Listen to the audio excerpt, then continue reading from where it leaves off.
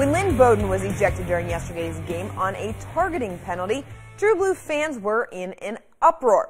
Former UK and Falcons tight end Jacob Tamme tweeted out, quote, "No way college football, that is not a defenseless player," and just brutal. Nothing defenseless about it. The guy is in the play.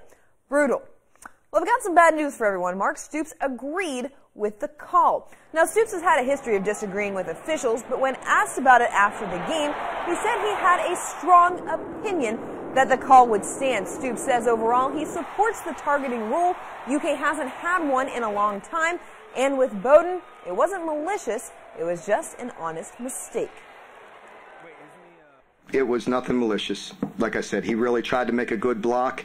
He did make some contact. There wasn't a lot. It wasn't a brutal hit or anything like that. But if you make any contact with head-to-head, they're going to call that on an unprotected player. It's unfortunate more than anything because, you know, you saw he had some touches on the kick returns, and we really wanted to get him going, and it stinks for him. I feel bad, but it was just an honest mistake. Well, on the other side of the field, it's kind of the opposite side of the spectrum. While Kentucky has won their first 2 games by doing maybe just enough, Eastern Kentucky has lost their first 2 despite playing well enough to win. Once again, Mark Elder disappointed in the final score, but not in the effort of his team. That's what good teams do. And it's hard to say we're a good team when we're 0-2, but I'm certain of it. I'm 100% certain of it that we're a good football team, and that positive things are coming. Well, for his efforts in EKSU's loss at Kentucky, Colonel Senior Jeff Kennedy has been named the OVC Defensive Player of the Week. Kennedy had 13 total tackles and 1.5 sacks against UK. The senior had a solo sack on 3rd and 8 during UK's first possession of the second quarter, with EKU leading 7-3. The Wildcats were forced to punt, and the Colonels would score to go up 13-3. Kennedy currently ranks 49th in the nation with 9.5 tackles per game.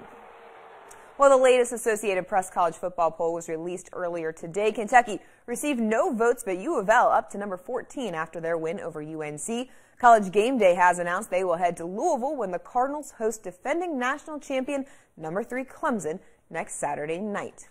And a couple of other college football scores from Saturday. Morehead State fell on the road to number 20 Liberty 53-17, while Western Kentucky lost to Illinois 20-7 despite over 200 yards passing from Mike White.